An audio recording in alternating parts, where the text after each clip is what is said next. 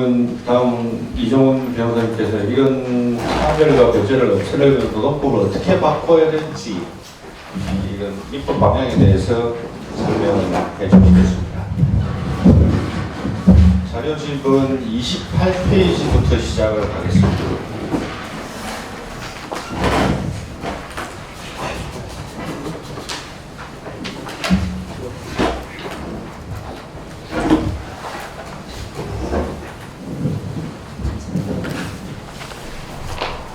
예, 안녕하세요. 저는 법무부 시민에서 일하고 있고 민변노동위원회에서 활동하고 있는 이종훈 변호사라고 합니다.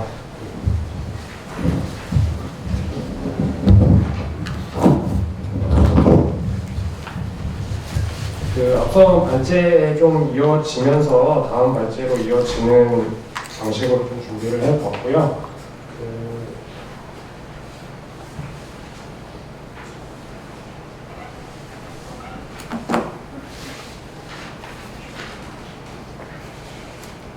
이게 PPT가 제가 따로 만들지는 못했는데 발제문을 보면서 좀 말씀을 드리겠습니다. 지금 그게 따로 올라가지는 않은 것 같은데요. 28페이지 차례 순서를 일단 보시면 현행 노동법상 근로자의 범위가 어떻게 규정되어 있는지 그거에 대한 이제 해석론이 어떻게 제기되고 있는지 1차적으로 살펴본 이후에 입법 대안을 마련함에 있어서 어떠한 요소들을 고려해야 할지 등을 좀 총론적으로 살펴보고 현재 이제 우리나라에서 개정 논의가 이루어지고 있는 것들 그리고 외국의 입법례들 이런 것들을 살펴보면서 장기적으로 어떤 방향으로 개정이 이루어지면 좋을지에 대해서 좀 의논해보는 시간을 가지면 좋을 것 같습니다. 일단 들어가면 부분 보시면 공통적으로 이제 자본 노동의 관계는 1대1 대응을 이루는 관계였고 앞서 노동사님께서 발제해 주셨다시피 이제 공장제 노동 사용에서의 이제 사용 종속 관계가 특정적으로 좀 고양이 나타났습니다. 그것에 기반해서 이제 현행 노동법이라는 것도 이제 수백 년 전에 유럽에서 처음 그리고 한국에서는 수십 년 전에 처음 이제 만들어지게 된 것일 텐데요. 근데 이제 지금 이루어지고 있는 그 경제 구조라든지 그 산업 현장의 그런 양태를 보면 공유경제라든지 기이코노미라고 불리는 것들이 나타나서 이런 정통적인 자본 노동의 관계가 좀 해체되고 있는 상황입니다. 특정 자본과 특정 노동의 이러한 관계가 법적으로 좀 해체되고 있음에도 불구하고 총 자본과 총 노동으로서의 관계는 여전히 일하는 사람들의 노무가 총 자본에게 이제 일정 부분에 한해서는 잉여 가치로서 제공이 됨으로써 충분한 보호를 받지 못하게 될 것이고 그 자본들은 그 안에서의 여러 흐름들이 있겠지만 결국엔 흘러 자신의 피와 땀으로 일하지 않으면서도 이제 가치를 벌어들이는 문제가 발생하는 것 자체는 자본주의 사회 구조로서 존재한다고 보아야 할 것입니다. 그런 과정에서 특수고용 노동자, 프리랜서 노동자, 플랫폼 노동자, 종속적 자영업자들이 이제 다양하게 발생하게 되고요. 법적으로 이것을 어떻게 다룰 것인가의 문제와 관련해서 최초로 이제 시민법이 제동하고 그 뒤에 시민법상 1대1의 모든 개인을 동등한 사회적 지위로 바라봄으로써 생기는 문제들, 무기, 불균 등 이런 것들을 해결하기 위해 노동법이 이제 그 시민법의 수정으로서 탄생을 했다면 지금 이제 다시 이제 노동법에 의한 보호에서 벗어나는 방식의 사회적 경영 상태 등을 만들어냄으로써 시민법이 반격을 하고 있는 것이지 않을까라고 생각하게 되고요. 그 다음에 노동법에 그것 다음의 대응을 어떠해야 하는가가 오늘 토론회의 좀 법적인 부분에 있어서는 주제라고 할 수 있을 것 같습니다. 현행 노동법상 근로자에 대한 규정을 보면 앞서 노동사님께서 발제해 주신 바와 같이 정의 규정은 이와 같고요. 대법원 판례를 제가 이제 두 가지를 연달아서 해놨습니다. 근로기준법상 근로자에 해당하는지 여부, 2조 1항 1호 근로자란 직업의 종류와 관계없이 임금을 목적으로 사업이나 사업장에 근로를 제공하는 사람을 말한다라고 했을 때 어떠한 사람이 그런 사람인지를 해석하기 위한 다양한 지표들을 밝히고 있는 대표적인 판례인데요. 첫 번째 판례에서 두 번째 판례로 넘어가면서 조금 더 보호 범위가 넓어진 부분들이 있어서 그 부분만 동그라미 1, 2, 3번으로 특정을 해 놓았습니다.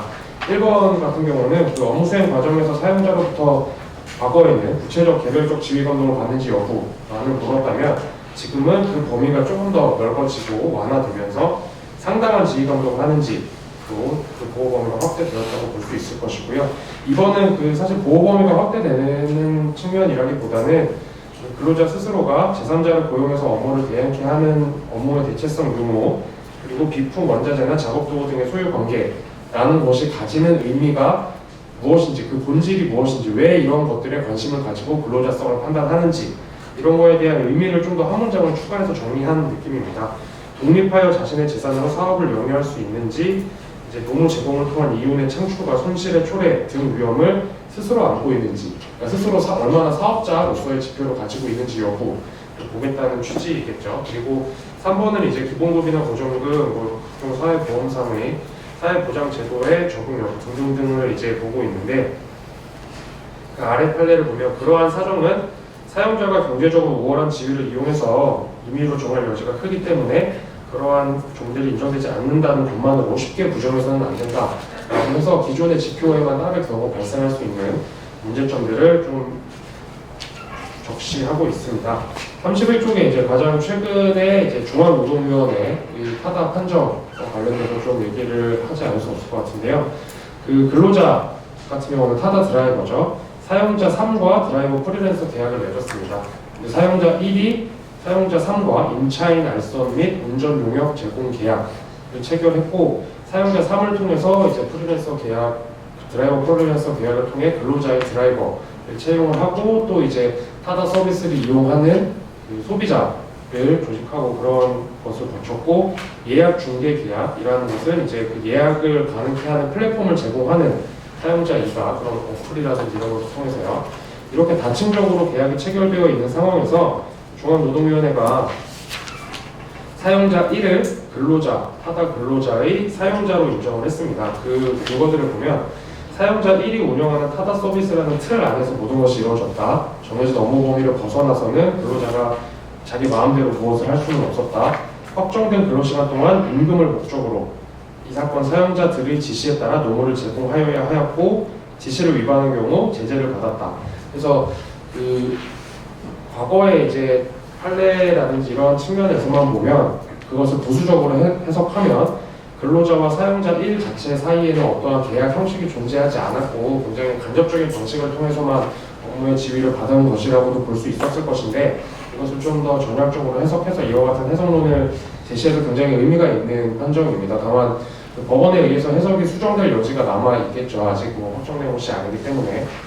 두 번째는 이제 노동조합법입니다. 그 노동조합법 같은 경우는 근로기준법과 이제 입법 목적에서도 좀 차이가 있을 것인데, 근로기준법 같은 경우는 그 근로 일을 제공하는 사람, 타인에게 노무를 제공하고 임금을 받아 생활하는 사람의 근로 조건, 근로 시간, 휴가, 임금 등등의 근로 조건을 국가에서 최소한의 기준을 정해서 일하는 사람이라면 이 정도의 조건은 넘어서는 근로 조건에서 일할 수 있게 해라 라는 이제 개별적 근로관계에 대한 규정에 반해서, 노동조합은 일을 하는 사람들이 그 일을 하는 자신의 사업장에서의 근로 조건을 어떻게 스스로 결정할 수 있게 하기 위해 협상력을 부여하는 그 취지가 있는 법입니다. 사용자가 이제 경제적으로 더 우월한 지위에 있기 때문에 개별 근로자들에게 단결을 통해서 이제 조합을 조직하고, 또 단체 교섭이라든지 단체 협약이라든지 이런 제도를 집단적인 그 협상의 제도를 마련해 놓고 협상력을 부여하지 않으면 개별적인 계약을 통해서 맺어질 수밖에 없게 되기 때문에 그 조건이 굉장히 불합리해질 수 있는 문제를 해결하기 위해서 존재하는 법인데요. 이것과 관련해서도 판례 내용을 간단하게 살펴보면 지위 감독 관계 여부, 보수의 노무 대가성 여부, 노무의 성질과 내용 등 노무의 실질 관계에 의하여 결정되어야 한다라는 원칙을 밝힌 판례 이후에 구직 중인 여성 노동자를 이제 노조법상 근로자로 인정한 판례로 발생을 했고요. 2014년 판례 같은 경우는 근로기준법상 근로자와 노동조합법상 근로자성은 다르다라는 것을 전제로 근로기준법상 근로자가 아니라고 하더라도 노조법상 단결의 보장을 이제 보호할 필요가 있기 때문에 근로자성을 인정하는 판례가 있었습니다. 이처럼 그 법률 규정이 바뀌고 있지 않은 도중에도 판례에 의해서 보호의 범위가 넓혀지고 있는 과정이 있다는 것 자체는 확인이 가능합니다. 다음 이제 33쪽이고요. 그 현행법을 굳이 개정하지 않고 해석을 통해서 일하는 사람 모두의 권리를 보장할 수 있을지에 대한 고민을 좀 해봤습니다. 사실 결론부터 말하자면 충분히 가능하다라는 생각을 하고 있기는 합니다. 중앙노동위원회 재심 판정도 현행법 하에서의 해석을 통해서 이루어진 것이고요. 계약 당사자가 아님에도 근로기준법상 노사관계를 인정하였다는 점, 그리고 플랫폼 노동자에 대해 근로기준법의 강행 법규성을 확인하였다는 점, 그 의의라고 할 수 있을 것이고, 장기적으로는 이러한 해석론들이 좀 더 사법 해석을 통해서 마련이 되지 않을까라는 생각을 가지고 있기는 합니다.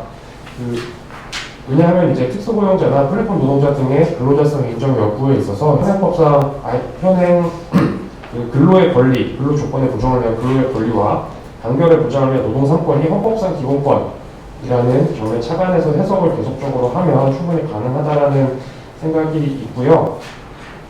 그 법이라는 것은 이제 어떠한 권리를 가지고 있는 사람의 권리에 대응해서 의무를 부담하는 사람, 또 특정을 해야 하는 문제가 있기 때문에 그 의무를 부담하는 사람에게 그 권리를 보장하도록 강제하는 제도가 법이기 때문에 근로자성을 이렇게 복잡한 경제적인 활동 구조 속에서 근로자성을 이렇게 넓히게 될 경우에 사용자를 어떻게 보호해야 할 것인가 이런 문제도 발생을 하게 될 것입니다. 근데 이것도 이제 현행 판례들 중에서 공동사업주 법률, 사실상 법적으로 분열되어 있는 여러 사업주라고 하더라도 한 특정한 노동자들에 대해서 그 사용 종속 관계를 가지고 이윤을 이제 보고 있는 사용자들이 있다면 일정한 요건 하에서 사용자성을 인정하고 있는 판례들도 눈에 띕니다. 다만 이제 이렇게 해석을 통해서만 하게 될 경우에는 사실 근로기준법상 현행 법의 규정이 다소 명확하지는 않기 때문에 지난한 법정 투쟁을 거쳐야만 하는 문제가 발생을 하고, 아마 현장에서는 이러한 지난한 법정 투쟁, 특히 대법원까지 가게 될 경우에는 뭐 4년, 5년, 특히 뭐 큰 사건 같은 경우는 10년도 넘게 걸리는 경우가 있고요.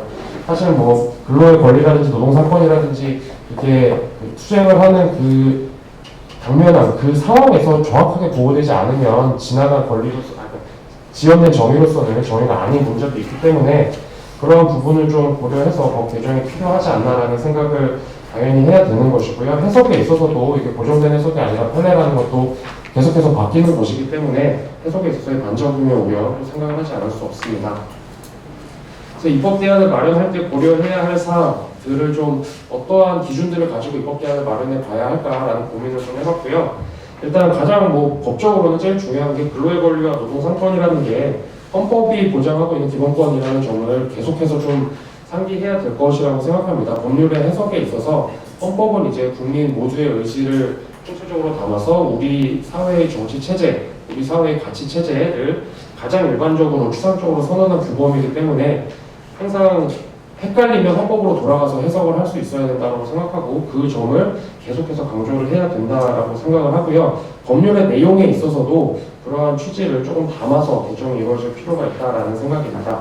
그리고 아까 말씀드린 바와 같은 근로기준법과 노동조합법의 그런 차이, 그러니까 입법 목적의 차이, 이 법이 존재하는 이유가 근로자의 어떠한 취약한 부분을 보호하기 위함인지에 따라서 그 법에 규정되어야 하는 근로자의 범위가 달라질 여지도 있을 것이고요.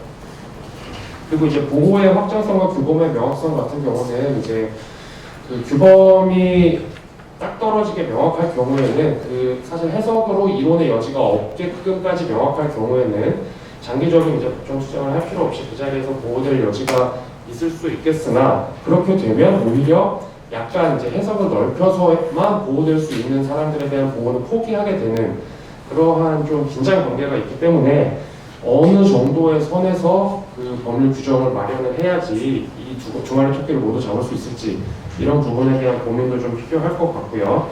그리고 이제 법이라는 게 이제 존재하면 그게 뭐 사법적인 해석이라든지 아니면 노동부랑 이제 노동청의 어떤 법 집행에서의 행정작용이라든지 이런 것들과 지속적인 상호작용을 하기 마련이고 특히 이제 개정안들이 물론 이제 빠른 개정을 위해서 많이 올라오는 게 좋겠지만은 법률가로서 우려되는 부분 중에 하나는 이제 개정안들이 많이 올라와 있을 때 보수적인 판사들 같은 경우는 어떤 생각을 하기를 즐기냐면 이러한 개정안이 존재한다는 것은 현행법상 이러한 결과를 도출할 수 없기 때문에 이런 개정안이 존재하는 것이지 않느냐. 그렇기 때문에 현행법을 해석하는 우리들은 이 개정안을 통해서 보호하려고 하는 부분들까지는 현행법에서는 불가능하기 때문에 그렇게까지 해석을 확장할 수는 없다라는 것에 이제 근거를 마련해주는 부분도 없지 않아 있어서 그것에 대한 우려를 좀 하지 않을 수 없습니다. 또 사회경제적 운동화의 상호작용은 사실 특수고용 노동자라든지 이제 플랫폼 노동자라든지 이런 것들이 현행 근로기준법이나 노동조합법이 어떻게 규정되어 있는지와 전혀 상관없이 하늘에서 뚝 떨어진 게 아니라 규정이 그렇게 존재하고 그 규정에 따라서 의무를 부담하지 않으면서 이제 권한들만 취하려고 하다 보니 이러저러한 과정들을 통해서 이제 법적 의무를 부담하지 않으면서 경제적 이득만을 취하는 그런 고용 형태를 만들어낸 것이라는 생각이 좀 들어서요. 그런 부분 장기적으로 당장 법을 통해 현재 존재하는 노동자들 중에 이제 보호를 받아야 하는 노동자들에게 범위를 확장하는 것을 넘어서 장기적으로 사용자들의 일탈을 불가능하게 하거나 장기적으로 이제 추가 상황을 더 복잡하게 하지 않을 수 있는 법안은 무엇이 있을까라는 고민도 좀 해야 할 것 같습니다. 그리고 이제 아까 말씀드렸듯이 법이라는 게 권리라는 게 존재한다면 권리에 상응하는 상대로서의 의무도 고려를 해야 하는데 이제 아까 처음에 이제 박사님께서 발제하시면서 그 한국 사회의 노동 운동의 현실과 관련해서 이제 기업별 노조의 활동에 좀 산별 노조의 활동도 토섭이 돼서 산별 노조의 활동이 좀 적극적이지 못하다라는 문제 제기를 해주신 것 같은데요. 그러한 것들도 사실 이 측면과 무관하지 않은 것 같습니다. 그 산별 노조 제도가 노동조합법상 보호되고 있기는 하지만 여전히 이제 기업별 노조 위주로 이루어질 수밖에 없게 범위를 한정해서 보고 있기 때문에 이 주어진 법 제도 하에서 노동운동을 하려다 보면 불가피하게 이제 기업별 노조 쪽으로 천착하게 될 수밖에 없는 현실이 있어서 법이 이제 그 활동의 영역을 넓혀주는 역할을 실질적으로 해야 되지 않을까라는 생각이고요. 특례 규정 같은 경우는 이제 명과 암이라고 해놓았는데 일단 보호될 수 있는 범위가 넓어지는 장점이 있겠지만은 오히려 이제 여러 가지 노동법 중에서 일부 법들의 특례 규정이 있게 되면 거꾸로 그 특례 규정이 존재하지 않은 다른 법과 관련해서는 이 법에는 그런 특례 규정이 없으니까 예컨대 산재법에 적용되는 특수고용 노동자에 관한 규정이 근로기준법에는 없으니까 근로기준법상 권리들은 보호해줄 수 없다라는 해석을 또 보수적인 판사들은 하기 때문에 그런 부분도 고려를 해야 할 것 같습니다. 다음으로 이제 바람직한 입법론을 좀 구체적으로 이제부터 살펴보려고 하는데요. 현행 이제 산재법과 산업법은 앞서 노무사님이 발제해 주신 내용과 같습니다.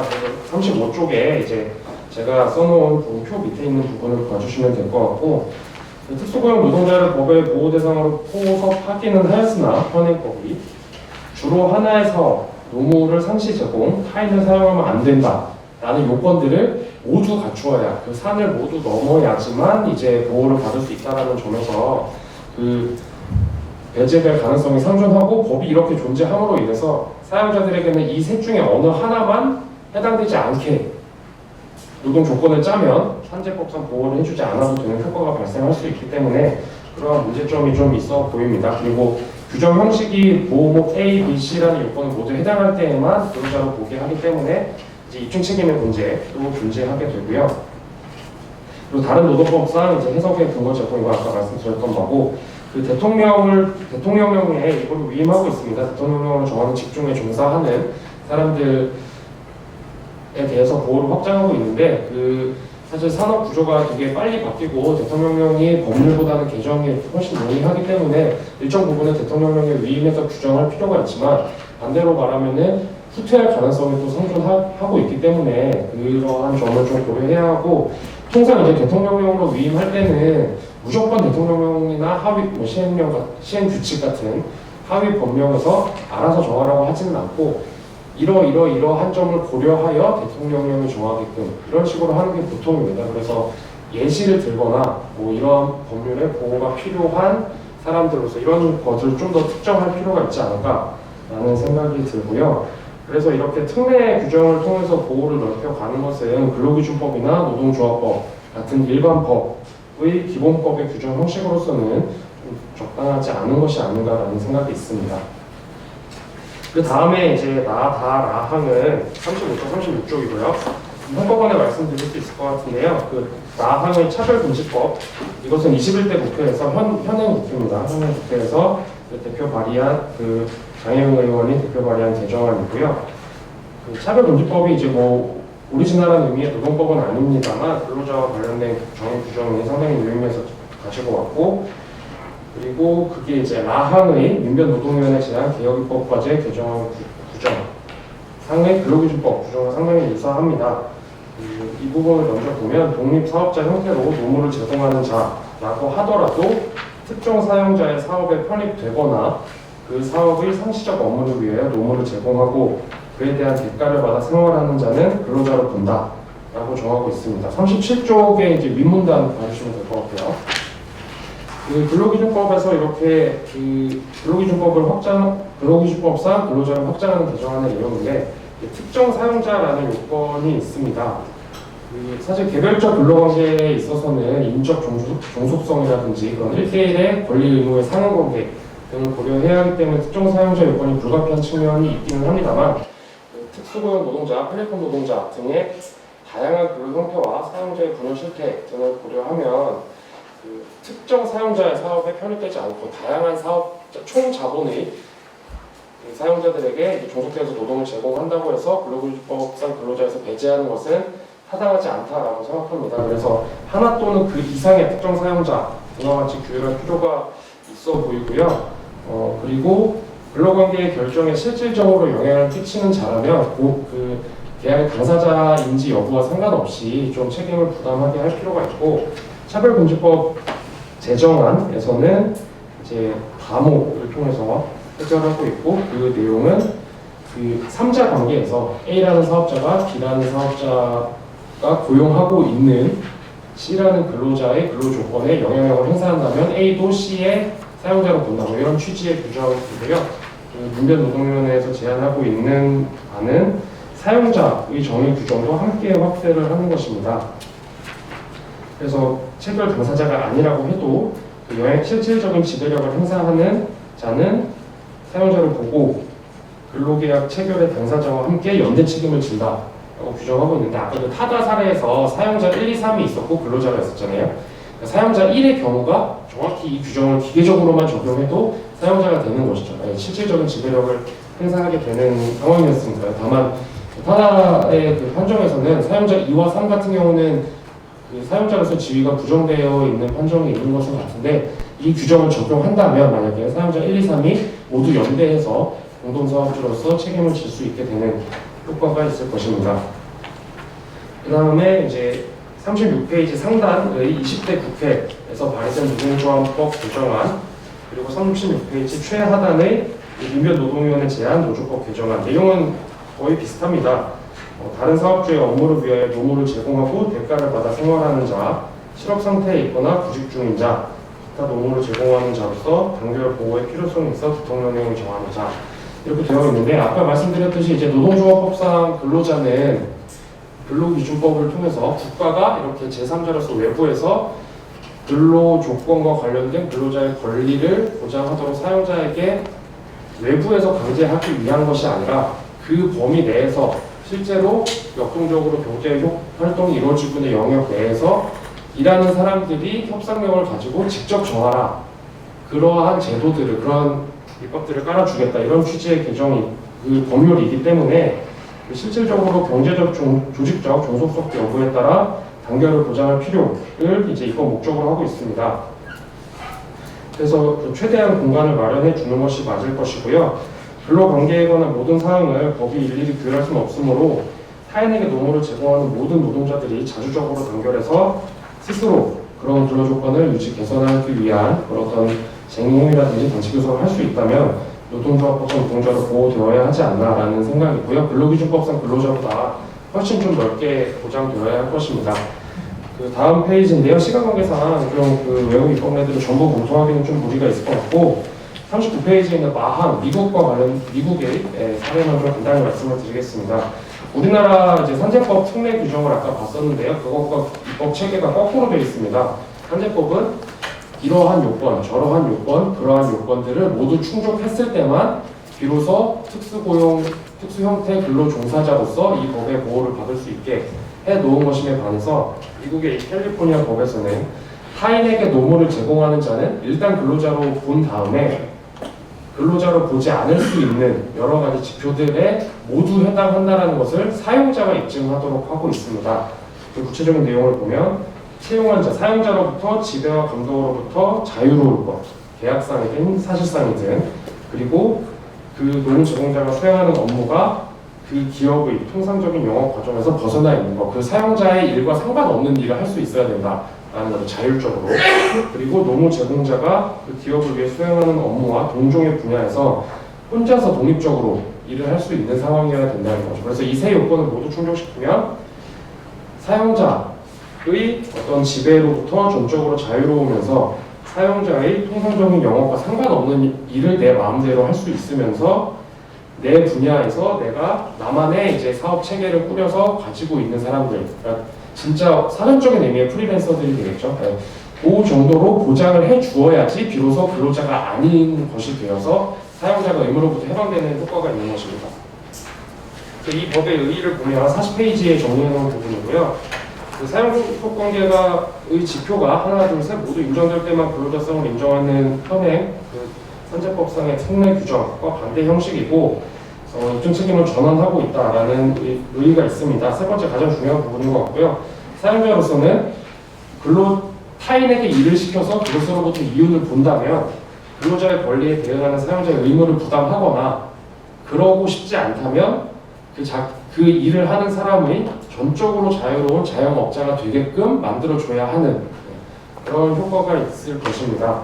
그래서 공유경제 및 기이코노미 하에서 유연하게 병행될 수 있는 사업 환경에도 불구하고 타인에게 노무를 제공하는 자에 대해 근로자로서의 권리를 부여한다는 점에서 규율의 공백을 제거하고 앞으로 어떠한 경제적인 산업 구조가 발생한다고 하더라도 1차적으로 보호를 가능케 해주는 방안의 입법이지 않을까라는 생각을 좀 조심스럽게 해봅니다. 그래서 마지막 부분이고요. 계속 말씀드렸듯이 노조법상 근로자와 근로기준법상 근로자의 입법 목적에 차이가 있어서 그 부분을 좀 입법을 할 때 고려해야 할 것이고 장기적으로는 노조법상 근로자를 우선해서 넓히는 것이 근로기준법상 근로자를 넓히는 것에도 순효과가 있을 것이라고 개인적으로는 생각을 합니다. 지금 기기 이코노미나 이런 부분에서 사용종속 관계가 일률적이지 않아서 법을 통해서 한 번에 적용하는 게 어렵지 않겠느냐라는 반대 여론이 충분히 있을 수 있을 것인데 아까 말씀드렸듯이 이제 지금의 공유 경제라든지 이런 게 법과 무관하게 이제 하늘에서 떨어진 것이 아니라 지금 법이 가지고 있는 규제 체제를 회피하기 위해 만들어진 것일 수도 있다는 점을 좀 많이 고려해야 할 것 같고요. 그렇기 때문에 장기적으로는 그러니까 타인의 노무로부터 이윤을 무상으로 보는 사람들에게 그에 상응하는 의무를 부과하는 것을 원칙으로 하고 거기서 회피하려면 진짜 그럴만하게 타인을 자유롭게 놔줄 수 있도록 하는 방향의 입법이 좀 필요할 것 같습니다. 그래서 그것을 제가 파지티브 방식과 이제 네거티브 방식으로 정리했는데 파지티브 방식은 이제 이러한 요건을 모두 갖췄을 때 비로소 근로자에 해당하게끔 보는 방식이 될 것이고요. 네거티브 방식은 미국의 캘리포니아의 AB5 법과 같은 반대의 효과가 있는 것일 거고 그렇게 함으로써 이제 사용자가 자기가 일을 시키는 사람을 진짜로 완벽하게 자유로운 프리랜서로 놔줄 것인지 아니면 사용자로서의 의무를 부담해야 할 것인지 둘 중에 하나만 선택할 수 있게끔 하는 강제가 좀 가능해져야 하지 않을까라는 생각이고요. 법률가로서는 이제 그렇게 법이 바뀌어야지 입증 책임이 사용자 쪽에 전환되어야지 이제 노동자의 변호사들이 조금 더 편하게 재판을 할 수 있는 그런 효과도 있기 때문에 개정을 좀 많이 바라고 있는 부분도 있습니다.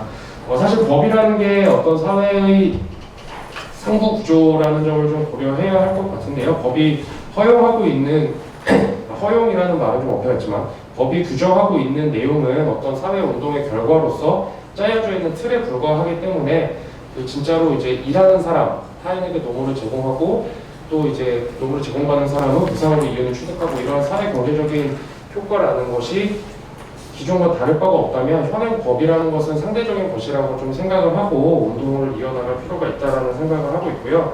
자본이 이렇게 총자본으로서는 재벌 체제를 통해 경제적으로 통합하고 있지만 그것이 이제 법적으로 분열해서 사용자끼리도 여러 가지로 나눠짐으로써 좀 책임을 부담해야 하는 사용자가 누구인지를 특정하기 어렵게 만듦으로써 노동법의 규제를 회피하고 있는 게 지금 시민법의 반격이라면 이제 노동이 단결해서 일하는 사람 모두의 권리라는 그 말에 맞게 진짜로 자신의 피땀으로 일하는 사람이라면 보호받는 것이 원칙인 체제를 만듦으로써 사용자의 일탈을 방지할 수 있도록 장기적으로 좀 만들어 나갔으면 좋겠습니다. 네, 이상입니다. 지휘 두 분, 예. 저 이분은 진정현이고요. 처음에 이게 방향이 조금 안 맞을 수도 있는데 이분 노동자한테도 근로기준법이나 관제법을 전부 적용시켜야 되지 않나 하는데 지금 현재 상황은 제가 정확히 모르고 있거든요. 그것 좀 설명해 주시겠습니까? 예, 다음 질문도 받고 한꺼번에 제가 드리는 게 되었습니다. 예, 한국의 덕종입니다. 민변에서 발표가 같은 걸 보니까 제가 이제 법 체계를 잘 몰라서 후보에 드립니다. 하나는 이제 32쪽에 근로기준법상 근로자에는 해당하니까 노동조합 및 노동관계정법상 근로자는 인정할 수 없다. 이것이 이제 첫 번째, 이것이 갖는 의미가 무엇인가. 그러니까 이건 어찌 보면 우리가 상식적으로 보면 근로기준법이든 노동조합법이든 근로자는 똑같은 근로자인데 근로기준법에서는 노동자성이 인정이 안 되는데 노동조합법은 노동자성이 인정이 된다. 이 말은 근로기준법의 근로자 규정 자체가 좀 부적절하다, 너무 후소하다 이렇게 우리가 볼 수 있는 거 아닌가 하는 것들 하나고, 또 하나는 이제 근로기준법의 5인 미만 사업장의 노동자들 근로기준법 적용을 이제 적용하지 않는다 이렇게 돼 있잖아요. 그건 어떻게 헌법상으로 그건 위헌 아닌가요? 그런 차별 조항 이런 게 모든 노동자든 모든 국민의 기본권을 보장해야 되는데 사업장의 5인 미만 사업장은 해당이 안 된다. 이거 자체가 위헌 아닌가요? 두 번째 질문. 예, 알겠습니다.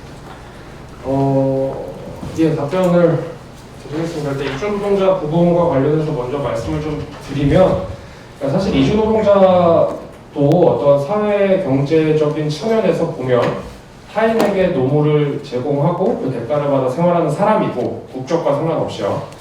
그리고 이주 노동자에게 일을 시켜서 이제 모상으로 그 노동으로부터 발생하는 이윤을 자신의 것으로 취하는 자본이 있기 때문에 원칙적으로는 일하는 사람 모두에 당연히 포함되어야 할 것이고 보호의 범위가 확장되어야 할 것입니다. 그 문제의식에는 당연히 공감을 하고요. 그 현행법상을 보면 그 이주 노동자에 대해서도 근로자에 해당하고 뭐 노동조합을 만들 수 있고 이러한 것들이 가능하게 해석이 충분히 가능할 수는 있다고 생각하는데, 그렇게 되기 전에 사실 이주 노동자와 관련된 법률상의 가장 큰 지금의 문제점은 고용 허가제라는 것이 있습니다. 그러니까 이주 노동자를 고용하는 것과 관련해서 이제 그 노동당국이 어떤 일정한 허가 제도를 운영함으로써 특정한 요건들을 갖추었을 때에만 이주 노동자들이 이제 고용될 수 있도록 하는 1차적인 맨 앞의 장벽이 있기 때문에 그 장벽을 좀 넓히기 위해서 고용허가제법을 개정하고 또 뭐 출입국 관리법 뭐 이러한 법에서도 이주 노동자가 어떠한 뭐 요건에 해당한다면 특히 이제 불법 체류라든지 그런 국적법이라든지 이런 부분에서 문제가 되면 일을 충분히 제공하고도 이제 임금을 받지 못하고도 이제 쫓겨나야 되거나 그러한 문제들이 좀 발생을 하고 있어서 그러한 첫 번째 단계를 좀 먼저 넘는 활동을 해야 되지 않을까라고 생각하고, 그게 법률의 해석이라든지 아니면 입법 운동을 통해서든지 저희 민변 노동위원회 따로 이제 이주 노동팀이 있기도 하고요. 네, 활발히 운동을 하고 있습니다만 아무래도 이 부분은 좀 갈 길이 먼 부분이기는 한 것 같습니다. 특히 이주 노동도 아까 말씀드렸듯이 사용자가 좀 비용을 절감하기 위한 차원에서 도입을 하고 이제 자신의 의무를 회피하기 위한 차원에서 이제 만들어진 저것일 텐데, 그 한 국가 내에서만 이루어지고 있는 게 아니라 이제 국제적인 관점에서 좀 문제화가 되고 있는 것이라서 한 국가 내의 법률을 가지고만 해결하기는 조금 더 어려운 부분이 있고, 그래서 이제 ILO나 이런 국제노동기구에서 관련돼서 그런 원칙들도 있고 그런 것들을 비준하거나 이런 것들은 국회에서 할 수 있을 것으로 생각을 하고 있습니다.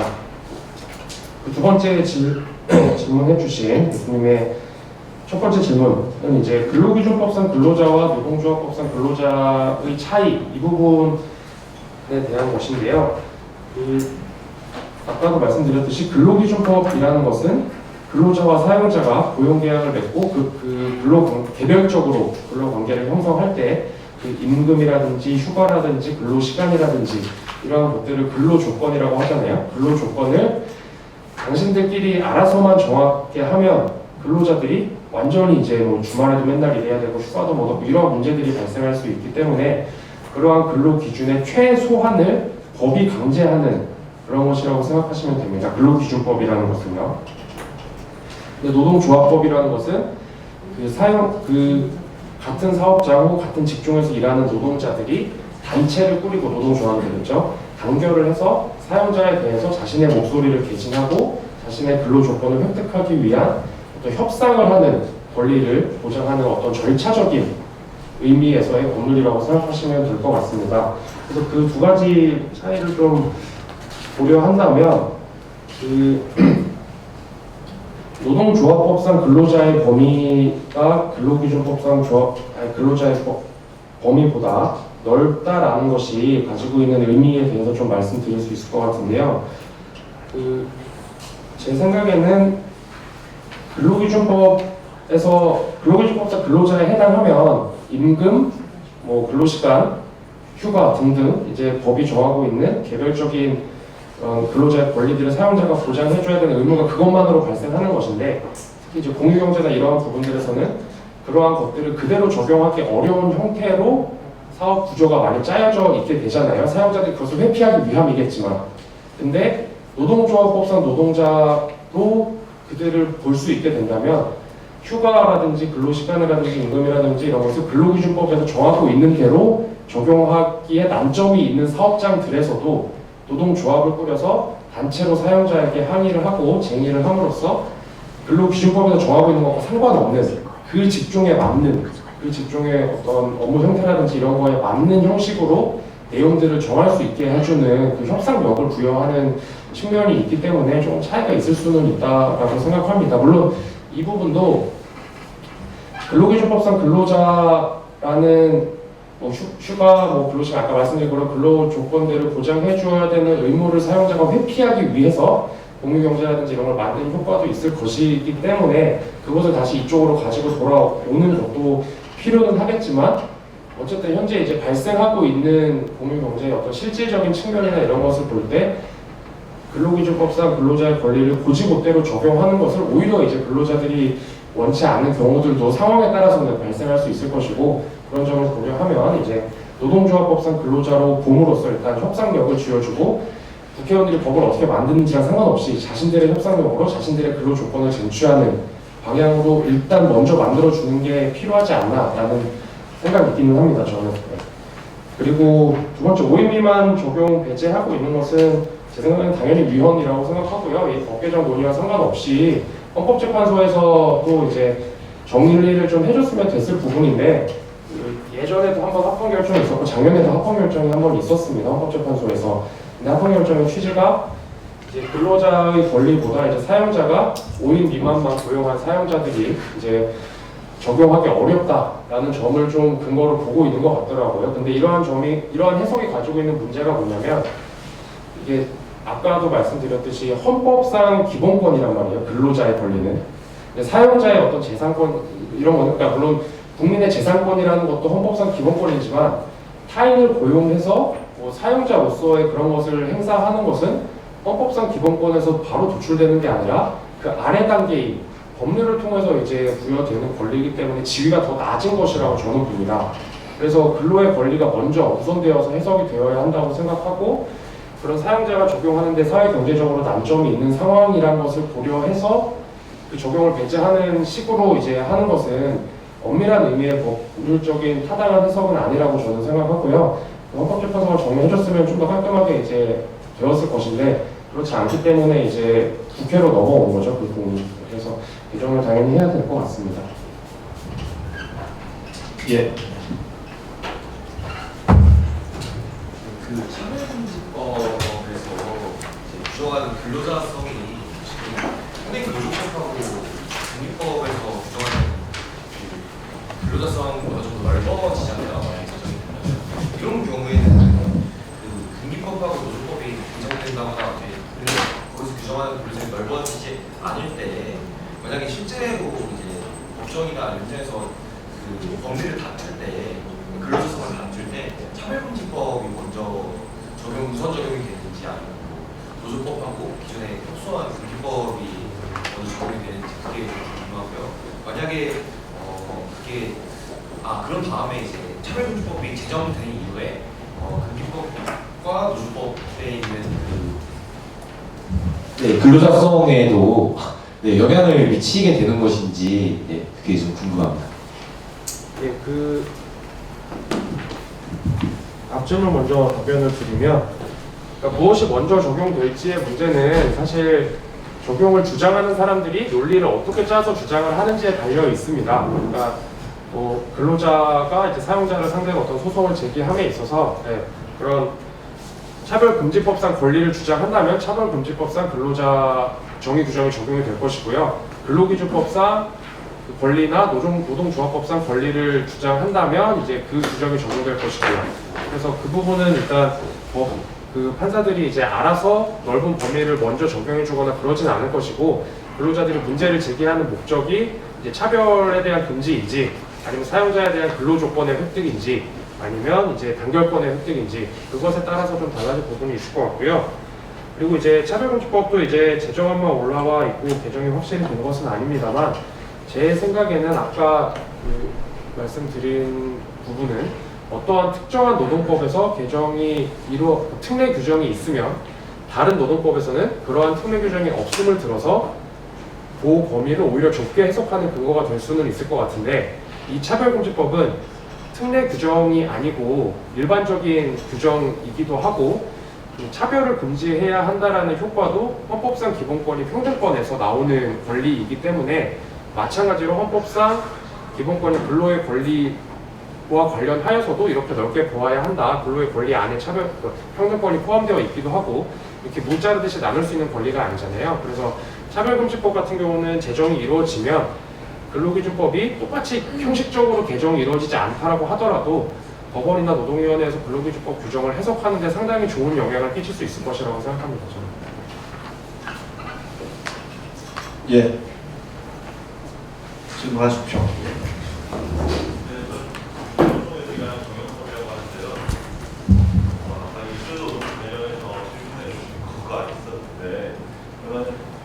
답변을 잘 해주셔가지고 더 덧붙일 말씀은 없는데, 질문 여기 25페이지 쪽에 24페이지 쪽에 이제 일하는 사람 모두를 위한 사회보장법 부분에서 전국민 사회보험이라는 표현과 일하는 사람 누구나 사회보험이라는 표현 두 가지가 이제 나오는데요. 사실 이제 전국민 고용보험 이렇게 얘기되면서 그게 이제 일반적으로 많이 알려진 측면이 있지만, 우리가 국민이라고 했을 때는 포괄되지 않은 분들이 있습니다. 그래서 이주민들이 인구의 한 5% 정도 되고 이주 노동자들도 이제 100만에서 150만 명으로 추정이 되는 상황인데요.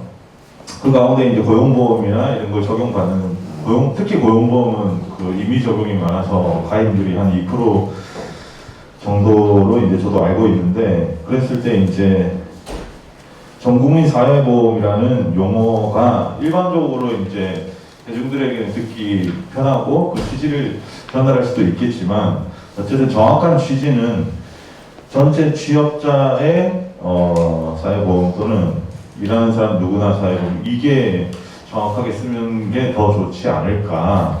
전국민 고용보험이나 전국민 사회보험 이런 용어는 좀 의식적으로 좀 이렇게 지양하면 좋지 않을까 하는 생각에서 어떻게 생각하시는지 여쭤봅니다.